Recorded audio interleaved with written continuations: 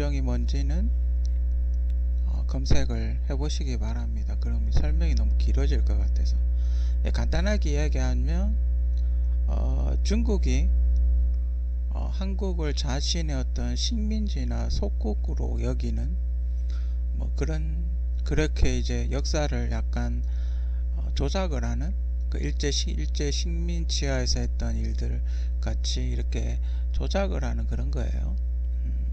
그러니까 자기들의 역사가 아닌데 자기들의 역사인 것처럼 이야기하는 뭐 그런 거예요. 그런 걸 일종의 동북공정이라고 하는 거예요. 보통 나라가 이렇게 구분되어지는 여러 가지 어떤 방법들이 있어요. 그죠? 보통 이렇게 딱 구분 짓는 그 방법 중에 하나가 의식주를 꼽아요. 거기에 이제 또 언어가 들어가겠죠. 입고 먹고 사는 문화가 같으냐 다르냐, 거기에 따라서 이 나라가 이 나라의 속국이냐 아니냐, 이게 이렇게 구분 지어져요. 그죠? 이제 한국이 중국의 어떤 속국이 아니라는 뭐 여러가지 증거들은 그 학교에서 교육만 제대로 받아도 알 텐데, 그죠? 수업 시간에 잤나 보죠. 근데 이런 아니면 공부를 안 했든지, 그죠? 여러분이 아시겠지만 중국과 한국은 똑같이 한문을 써요. 일본도 쓰죠. 그렇지만 이 발음이 다르죠. 소리가 다르죠. 그리고 과거에서도 한국이 한글을 만들기 전에 한문을 썼지만 그게 달라요. 어순이 달라요. 뭐 이렇게 이야기하면 잘 아실 텐데, 그죠? 뭐 이런 것도 일일이 다 설명을 해줘야 되는지는 잘 모르겠지만 하여튼 어순이 달라요. 그러니까 뭐 영어같이 나는 갑니다 뭐 편의점을 이렇게 하는 거 있고, 근데 우리는 그렇겠죠. 나는 편의점을 갑니다 라고 이야기를 하죠. 근데 중국은 어떻습니까? 나는 갑니다 편의점을 이렇게 이야기를 하는 그런 어순이 다르다는 거예요. 같은 한문을 쓰지만 어순이 다르다는 거예요. 그죠? 그러니까 한문의 개념을 보면 꼭 중국이 이제 주로 쓰긴 하지만 제가 보기에는 원시어라고 봐야죠. 그러니까 원시에 이렇게 글자를 그림을 간단하게 그려서 글자를 만든 게 아닌가? 그래 보면 한문 같은 거 보면 뭐 불화자라든지 나무 목자라든지 이런 걸 보면 그 나무하고 비슷하게 생긴 걸 어떤 아이콘으로 만들어서 쓰고 있죠. 뭐 그런 거예요. 그죠? 그러니까 같은 그런 그 문자를 만든다는 게 그렇게 쉬운 일이 아니에요. 그죠? 물론 조공을 줬을 수는 있어요. 그죠? 왜냐면 한국이 힘이 약하니까. 안 그러면 전쟁을 해야 되니까. 그죠?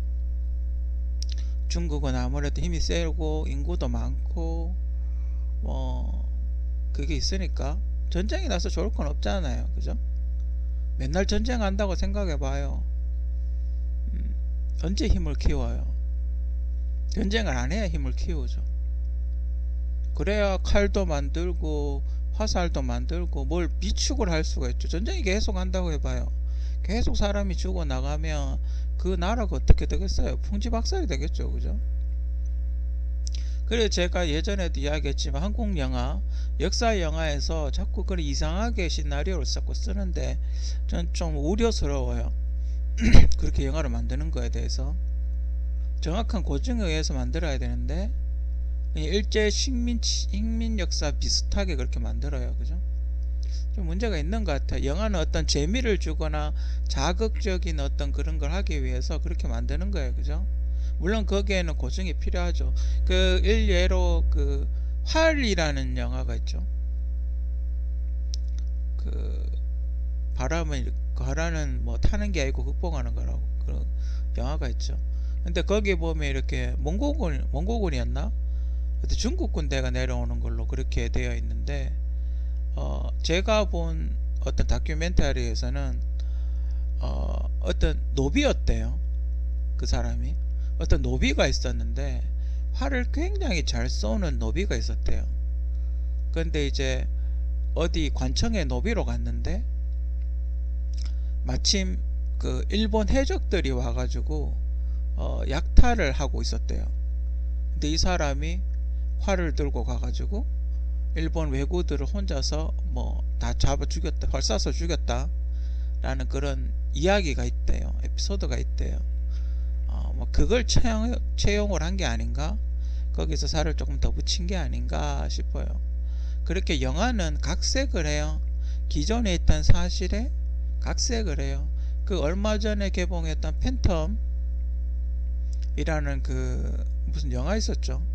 넷플릭스에서 했던 왕이 이렇게 좀비로 변하는 뭐 그런 것도 다 이렇게 어떤 역사적인 사실에 약간의 허구를 집어넣어서 재미를 가지게 하는 거예요.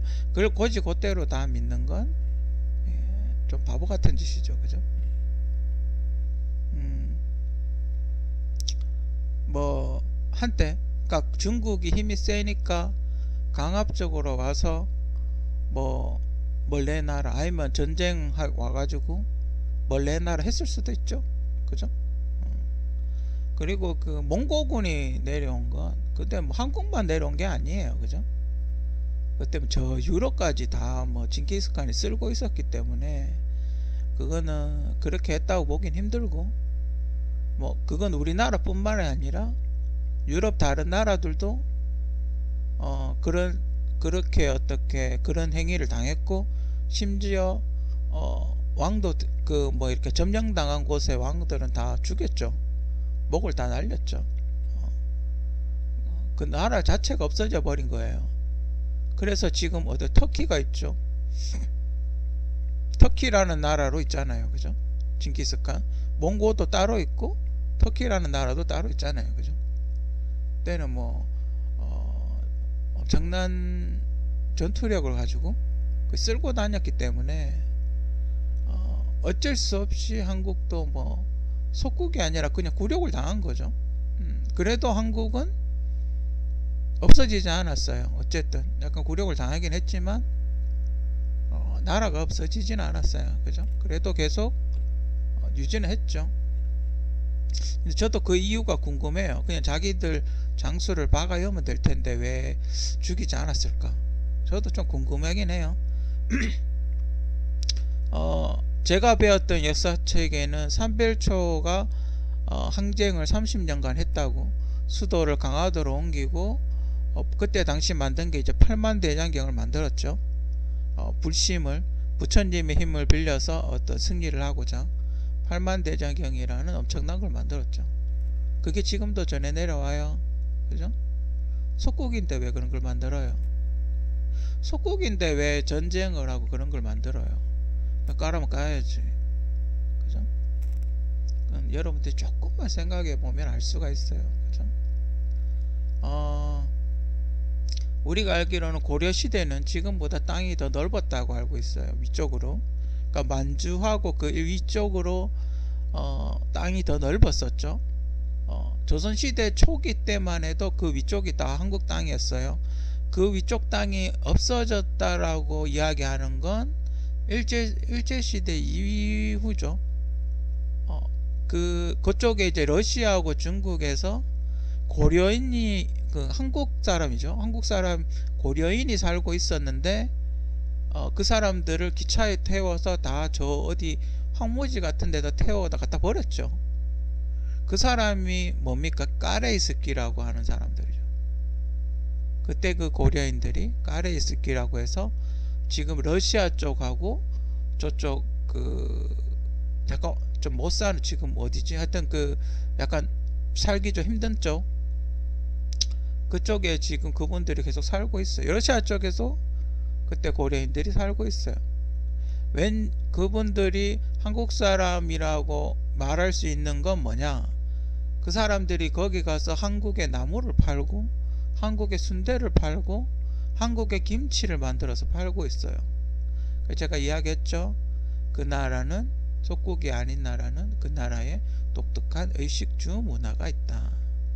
그분들은 한국의 음식을 잊지 않고 계속 먹었던 거죠. 저 유럽 쪽 그러니까 저쪽 유럽 쪽 어디 가면 그런 게 있대요. 그 잼처럼 그 당근하고 이런 거를 채 썰어 가지고 김치 같이 우리 왜 단무지 있죠? 단무지 같이 이렇게 절여서 판매를 하는 게 있는데 그걸 한국 사람이 만들었대요. 그 고려인이 만든 거죠. 그런 게 있어요. 하여튼 그 고대 시대는 그때는 뭐 우리가 힘으로 어쩔 수 없는, 그러니까 일본이 한국을 식민지 했을 때처럼 우리가 힘이 약해서 어쩔 수 없는 힘의 차이죠.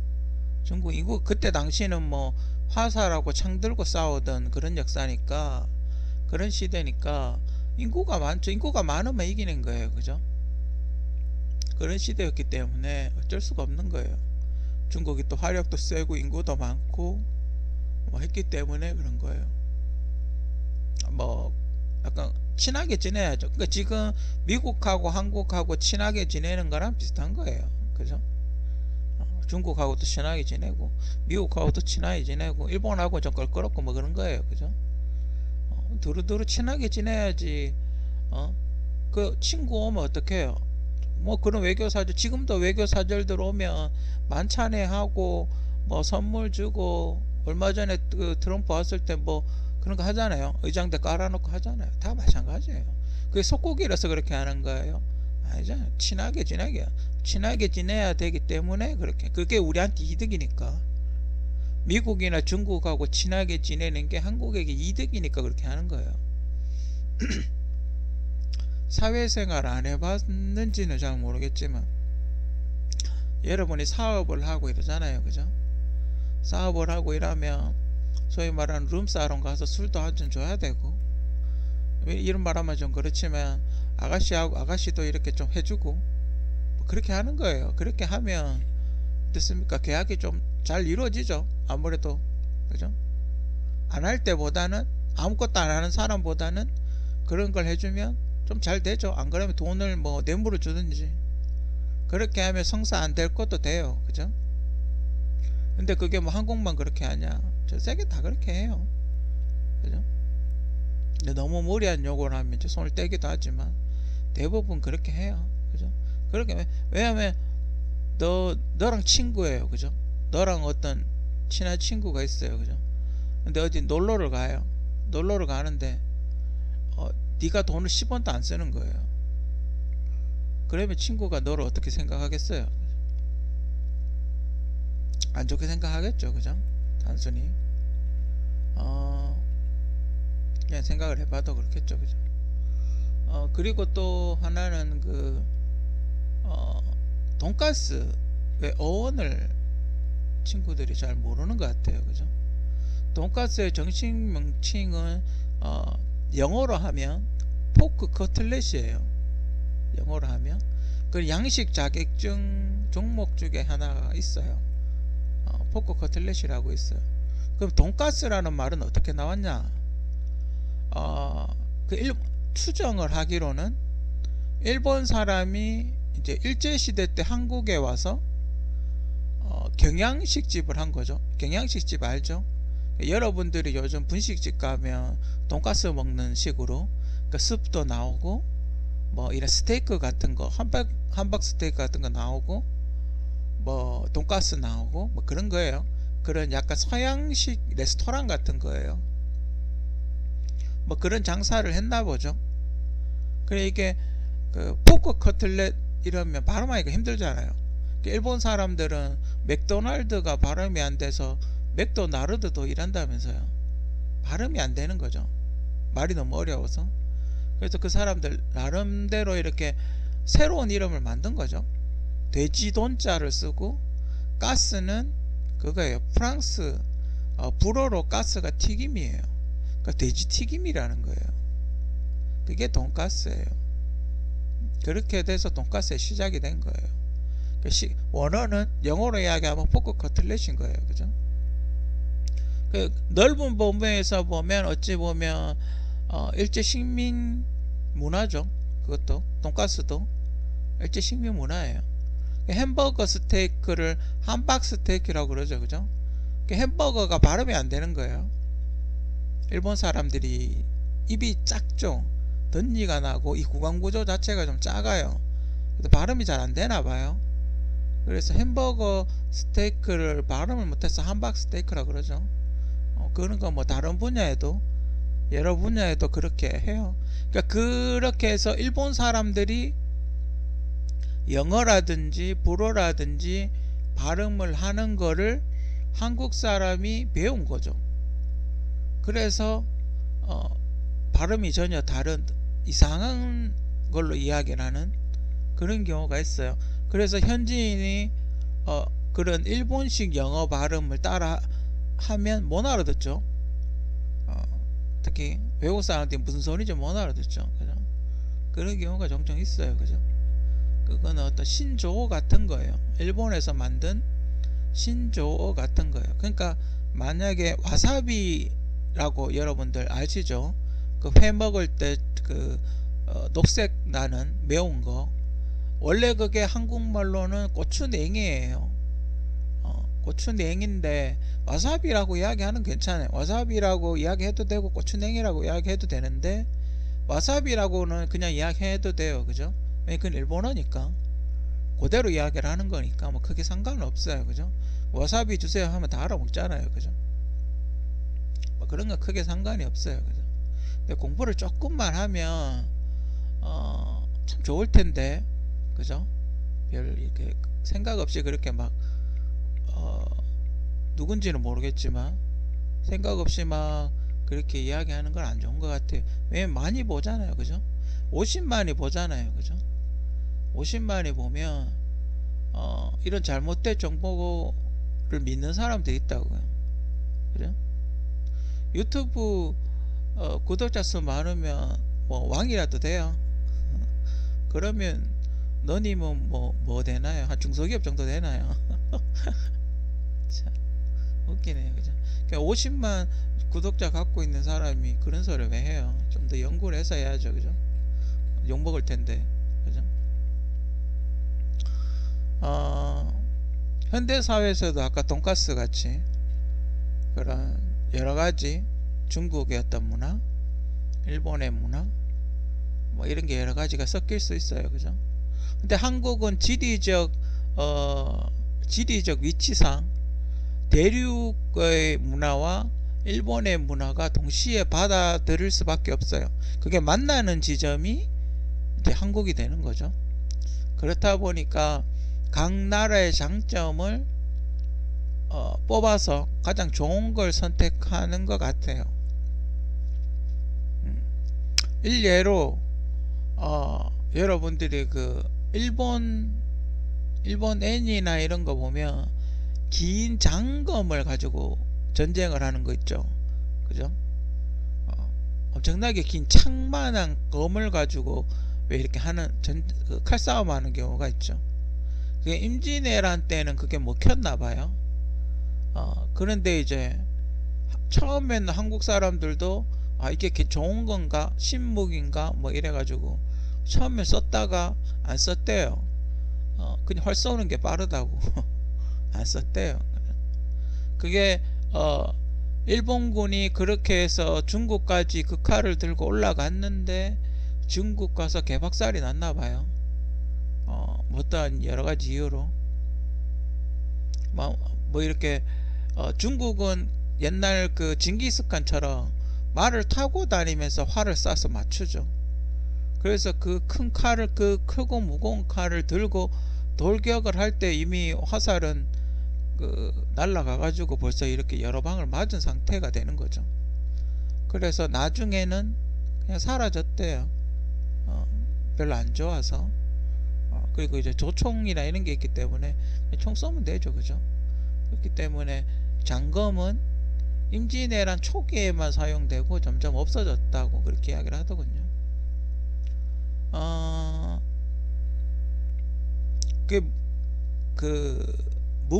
문화의 흐름이 이렇게 중국에서 한국을 타고 일본으로 전해졌다는 건 뭐 여러가지 역사적인 사실에서도 뭐 알 수가 있어요. 근데 우리가 중국 문화를 받아들일 수밖에 없는 이유가 중국은 아무래도 여러 가지 문화가 있잖아요. 그죠? 아무래도 한국의 문화, 한국 반도의 문화보다는 중국 대륙의 문화가 여러 가지가 더 많을 수밖에 없어요. 인구 자체도 그쪽이 훨씬 많으니까. 그죠? 그리고 또 교역을 해야 되죠.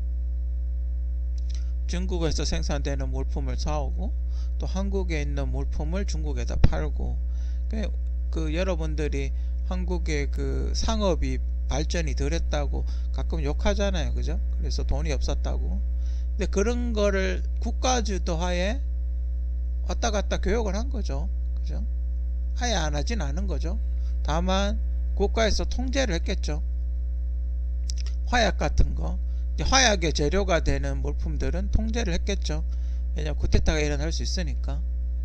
그리고 철광석 같은 것도 품질이 좋은 철광석 같은 거는 그 일반 농민들한테는 주지 않았겠죠. 왜냐면 그걸로 칼을 만들 수 있으니까, 칼이나 창을 만들 수 있으니까. 대부분 좋은 품질의 쇠는 다 군사용품 뭐 그런 쪽으로 갖고 갔다고 그렇게 이야기를 하더군요. 한국이 지금 뭐 여러가지로 이렇게 큰 소리를 못 내는 이유, 뭐 요즘은 좀 크게 상관이 없지만 그래도 좀 미국이나 이런 나라들한테, 물론 미국이 강대국이라서 그런 것도 있지만 한국이 그 일제 식민지 치하를 스스로 벗어나지를 못했어요. 그죠? 그러니까 우리가 싸워가지고 우리 힘으로 독립을 쟁취하지를 못한 거예요. 그죠? 물론 여러가지 이렇게 일들을 많이 했지만 그래도 결론적으로 한국이 독립을 한 거는 일본이 핵폭탄 맞고 항복 문서에 사인을 했기 때문에 우리도 같이 독립을 할 수 있었어요. 그죠? 그렇다 보니 항상 뭔가 빚진 것 같고 그래요. 그죠? 그래서 월남전도 솔직히 가기 싫었지만 어쩔 수 없이 가야 되죠. 왜냐면 우리가 6.25나 2차 대전 때도 그렇고 6.25도 마찬가지로 우리가 많은 도움을 받았단 말이에요. 우리가 많은 도움을 받았는데 미국이나 이런 데서 야 같이 도움을 청하자, 이제 너네 괜찮으니까 군인들 좀 보내달라 이렇게 이야기하는데 우린 보내줄 수 없습니다 이렇게 이야기할 수는 없잖아요. 그죠? 그거는 사람들의 도리가 아니죠. 우리는 그렇게 도움을 받아놓고 도움을 달라고 하니까 못하겠다 이렇게 말하는 거는, 그래서 노무현 정권 때도 어떻게 했어요? 거기 어디였죠? 거기 어디 파병해달라 그러니까 처음에는 뭐 못한다 그래 놓고 결국 파병했죠. 그죠? 그런 거예요. 역사라는 거는 서로 주고받고 하는 거예요. 그 동맹이라는 게 있잖아요. 그죠? 물론 이렇게 우리도 중소기업이 있고 대기업이 있잖아요. 그죠? 아무래도 대기업들이 갑질을 좀 하죠. 그렇잖아요. 그죠? 중소기업들이 아무래도 대기업하고 붙어 가지고는 힘들잖아요. 그건 다 마찬가지예요. 그런 사회나 국제관계나 이런 것도 다 마찬가지예요. 지금 봐요. 지금 미국에 줄 설 거냐, 중국에 줄 설 거냐, 러시아에 줄 설 거냐, 지금 그거 하고 있잖아요. 줄 서라, 라인 만들어라 그러고 있잖아요. 그죠? 미국이 예전에도 이야기했지만 미국의 가장 큰 무기는 뭐예요? 핵 잠수함, 핵 항모, 핵 미사일 아니에요. 경제예요. 미국의 가장 큰 무기는 경제예요. 여러분들이 잘 못 느끼실 수 있지만 미국의 가장 큰 무기는 경제예요. 경제. 돈 없으면 전쟁을 어떻게 해요? 그죠? 돈 없으면 국방력을 어떻게 유지해요? 경제가 잘 돌아가야 세금도 걷고 그래도 또 사람들도 잘 살고 그러죠. 미국은 모든 세계 경제의 중심이 지금 미국이에요. 2차 대전 이후. 그죠? 왜? 미국이 가장 센 화력을 보여줬기 때문에 미국이 아직까지는 경제의 중심이에요. 그죠? 미국의 그런 언론들에서 이상한 기사 한마디 내면 주가가 폭락을 하기도 하고 좋은 소리 해주면 주가가 올라가기도 해요. 그죠? 막 1조 2조 증발하고 이런 거 일도 아니에요. 그죠?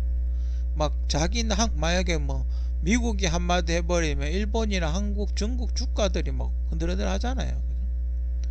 그만큼 그 미국이 돈을 많이 가지고 있는 어떤 그런 구조를 만들어 놓은 거예요. 달러로 결제를 해야 된다라는 구조를 만들어 놓은 거죠. 그래서 어떻게 다른 나라들 어떻게 할 수가 없게끔 만들어 놓은 거예요. 그죠? 지금은 좀 미국에서 판매하고 있는 판매량이 좀 그렇지만 과거에는 진짜 그 우리가 왜 삼성이나 이런 대기업에다가 하청 넣으면 굉장히 잘 나가지 않습니까? 회사가 쭉쭉 성장을 하고 커지지 않습니까? 그게 마찬가지예요. 그죠? 미국에다 납품만 성공하면 그 회사는 쭉쭉 치고 나가는 거예요. 그죠? 그런 게 있어요. 그죠? 그게 경제라는 게 그래요. 우리가 스마트폰을 만들면 만약에 20만 원이다 그러면 가난한 나라들은 20만 원짜리 폰을 못 살 거예요. 예를 들면 그죠? 100만 원짜리 폰을 못 살 거예요. 그죠? 근데 미국 시장은 어때요? 100만 원짜리 폰을 출시를 해도 그 시장은 사는 시장이에요. 그런 시장이 좋은 시장이에요. 그죠? 그래서 사람들이 미국 시장을 높게 보는 거예요. 그만큼 미국 시장이 중요한 시장이라고 보는 거예요. 그죠? 그의 반면에 중국은 모델이 한국 모델을 따라가기 때문에 제가 예전에도 이야기했는데 중국은 롤모델이 한국이기 때문에 지금 중국을 저렇게 압박하는 이유가 뭐겠어요? 시장 개방해라는 거죠. 시장 개방하라는 거예요. 저렇게 압박하고 있는 건. 너네는 왜 우리한테 물건 팔고 우리는 왜 너네한테 물건 못 파게 하냐, 뭐 그런 얘기 하는 거예요. 그죠? 그럼 저렇게 계속 가다가 IMF를 맞으면 어떻게 돼요? 그러면 외화를 빌리기 위해서 굴욕적인 어떤 걸 받아들여야 되죠. 그죠? 옛날에 한국 IMF 때 그랬듯이 그런 현상이 일어날 거예요. 그죠? 여러분들이 아셔야 될 게 뭘 아셔야 되냐면 미국은 여러분들이 어떻게 경쟁 성장을 할지 다 알아요. 왜냐면 그러니까 아시아 경제 정책을 꾸리는 사람들이 대부분 하버드라든지 뭐 영국 뭐 그런 큰 대학들, 뭐 유명 대학들 있잖아요. 그죠? 대부분 그런 데서 공부를 한 사람들이에요. 그죠? 그런 데서 교육을 받은 사람들이 보통 경제 관료들을 많이 해요. 그죠? 아닌 사람도 있긴 하지만 그렇기 때문에 너네가 앞으로 어떻게 움직일지 알아요. 그러면 적당한 타이밍에 딱 찔러버리면 되죠. 지금 몇 년 후에 뭐 하겠네라는 게 그 사람들 머릿속에 들어가 있는 거예요. 그죠? 이거 아니면 이거 할 수밖에 없다. 그죠? 한국 같으면 일본이나 중국 쪽보다는 미국을 선택할 수밖에 없죠. 과거 역사가 있기 때문에, 과거에 6.25라든지 북한 관계라든지 뭐 이런 게 있기 때문에 한국은 중국, 러시아, 일본보다는 미국을 선택할 수밖에 없는 거예요. 그죠? 그렇다고 속국은 아니에요. 그죠? 물론 영향은 주겠죠.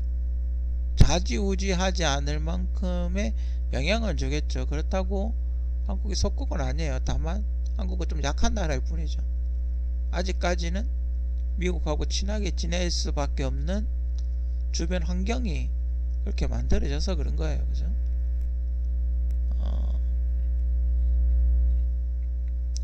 중국의 동북 공정이 굉장히 심하다고 얘기를 많이 들었어요. 그게 언제부터 시작이 됐냐? 중국이 지금은 이제 많이 올라왔는데 과거에는 굉장히 못 살았어요. 인구만 많고 경제가 굉장히 떨어졌던 시절이 있었어요. 그죠? 그래서 뭐 일종의 새마을 운동, 잘 살아보세요 운동을 하는 거죠. 그래서 이렇게 박정희 대통령 모델을 삼아서 공장을 만들고 외자 유치 같은 거 하고 뭐 해서 이렇게 일단 돈이 있어야 되겠다, 달러를 벌어야 되겠다 이래가지고 투자를 본격적으로 엄청나게 하게 됐죠.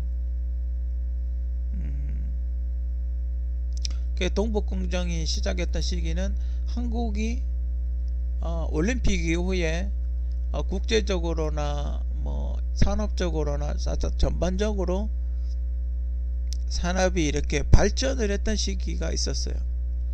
그렇게 발전을 하니까 중국 친구들이 한국이 우리의 뭐 어떤 그런 거인 것처럼, 그러니까 그 한국이 잘 되는 게 꼭 과거 중국의 어떤 그런 거였던 것처럼 이야기를 하는 거예요. 그죠? 그러니까 뭐 온돌이 자기들이 만들었다라고 하는 식으로, 온돌은 뭐 우리가 처음에 만들었다는 식으로 그렇게 이야기를 한다든지, 한국에 좋은 문화가 있죠. 여러 가지 그런 걸 이제 자기들이 만들었다고 세계 문화유산 같은 데다 이렇게 등재를 한다든지, 그죠? 여러분들이 이렇게 관광 가거나 유튜브나 사진이나 뭐 이런 걸 보시면 아시겠지만 분명히 중국하고 한국하고는 전혀 달라요. 물론 외국 사람들이 보면 비슷하게 보일 수도 있겠죠. 근데 이래 건축 문화라든지 이런 거 보면 전혀 달라요. 중국 게 좀 크죠? 웅장해요. 그죠? 그러니까 만약에 벽돌을 쓴다고 하더라도 중국 친구들은 좀 큰 걸 써요.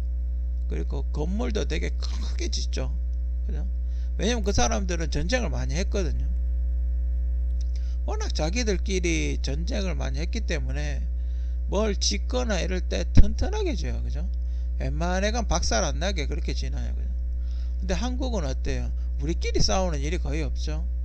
우리끼리 싸우는 일은 거의 없어요. 그 중국에서 내려오거나 일본에서 내려오거나 뭐 올라오거나 뭐 이런 일 외에는 우리끼리 싸우는 일은 거의 없어요. 그죠? 그러다 보니까 궁이 어때요? 그렇게 튼튼해 보이진 않아요. 그죠? 뭐 엄청나게 큰 돌을 넣든지 그런 그거 좀 아기자기하게 그렇게 짓죠. 아담하게. 그래서 이렇게 보면 언뜻 보면 비슷해 보이지만 자세히 보면 확연하게 차이가 나요. 그죠? 근데 이제 그걸 중국에서 한국의 어떤 좋은 문화 같은 거를 이렇게 자기 것인 것처럼 이야기를 하는 거죠.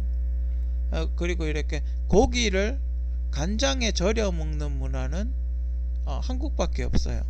그 김치 같은 거, 김치 역사 잠깐 이야기를 해볼까요? 김치는 고대부터 딤채라는 이름으로 시작이 됐어요. 딤채가 뭐냐면 채소를 소금물에 담그어 놓고 먹는다 라는 의미의 딤채예요. 거기서 시작이 된 거예요. 그죠? 그리고 우리가 고춧가루를 넣어서 김치를 담가 먹는 거는 여러 가지 학설이 있는데, 중국에서 고추가 건너왔다는 학설이 하나 있고, 일제시대, 임진왜란 때 일본이 한국에 와서 독초라고 뿌려놓은 게 고추래요. 이게 맵거든요. 독초라고 뿌려놨는데 임진왜란이 끝나고 나서 이제 사람들이 먹을 게 없으니까 보니까 이 무슨 열매 같은 게 있거든요. 그래 보니까 이렇게 달달하고 맛있어요. 그 색깔도 나고. 그래서 그때부터 고춧가루를 쓰기를 시작을 했대요. 김치에. 원래는 소금물에 그냥 우리 동김치라 그러나, 물김치처럼 그냥 소금물에만 채소를 담구어서 먹는 그게 원래 김치죠. 고춧가루를 안 넣지 않는 그게 원래 김치예요. 그죠? 고춧가루는 임진왜란 이후에 썼다는 학설이 지금 가장 자리를 잡고 있는 중이에요. 그죠? 고추가 들어오면서 음식의 색깔이 화려해졌죠.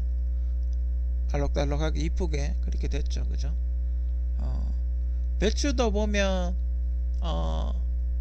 조선 배추라고 하는 게 있고, 그냥 통배추, 우리가 김치 담가 먹는 배추는 제가 알기로는 외래종인 걸로 알고 있어요. 조선 배추 같은 거 우리 그 봄나물인가 하는 그런 약간 이렇게 청경채처럼 생긴 게 조선 배추죠. 무 같은 것도 좀 다르죠. 요즘은 시장 가면 거지 단무지 뭐 비슷한 거 그걸 많이 먹던데, 원래 조선은 이렇게 그 총각김치 같은 그런 스타일의 무가 조선무죠. 조선무가 훨씬 달고 맛있어요, 그죠? 요즘에 조선무 시장 가면 조선무가 잘 없어요, 그죠? 좀 단단하죠. 단무지 만드는 거 좀 물렁물렁하고, 한국 조선무는 좀 단단해요, 그죠? 어떤 그런 중국 역사서에도 봐도 동이족이라고 그렇게 적혀 있대요. 중국 역사서에 보면 동이족이 뭐 하고 동이족이 뭐 하고 이렇게 돼 있대요. 그러니까 별개로 보는 거죠. 다른 나라로 보는 거예요. 그리고 그 또 유명한 일화는 진시 황제 아시죠? 진시 황제가 불로초를 구하러 갈 때 보낸 사람 중에 한 명이 조선에 와서 산삼일 것 같은데, 하여튼 인삼을 가지고 왔다라는 그런 기록이 있어요. 제가 보기엔 산삼인 것 같긴 해요. 아마 그거를 구해서 진시황께 갖다 줬을 확률이 매우 커요. 그렇다는 건 그때 당시도 독립된 나라인 거죠. 속국이 아니고. 간섭은 했을 수 있죠. 그죠? 간섭은 했을 수 있죠. 그리고 징기스칸 이후, 징기스칸 때부터 간섭을 많이 했죠. 그 징기스칸 몽골족의 특징이 왕자를 이렇게 데리고 가는 그런 습성이 있죠. 그런 독특한 문화가 있죠. 그래서 왕자를 약간 인질로 잡는 그런 독특한 문화가 있죠. 그래서 뭐 그때 좀 약간 좀 많이 간섭을 받았겠죠. 그 이제 그래 그분의 그 일본이 미국한테 핵폭탄 맞았다고 일본이 미국의 속국은 아니잖아요. 항복 문서를 썼다고 해도 일본은 일본이고 미국은 미국이에요, 그죠? 그런 거랑 마찬가지예요. 전쟁에 져서 굴욕은 약간 다르게 당했겠지만 나라 자체가 없어지는 건 아니에요, 그죠? 그러니까 한국이 안 없어지고 남아 있다는 거는 중국에서도 한국은 별개의 나라로 보는 거죠, 그죠? 다른 나라로 보는 거예요. 왜, 저도 참 그건 좀 궁금해요. 왜 나라를 없애버리지 않았을까? 저도 그거는 좀 궁금하긴 해요.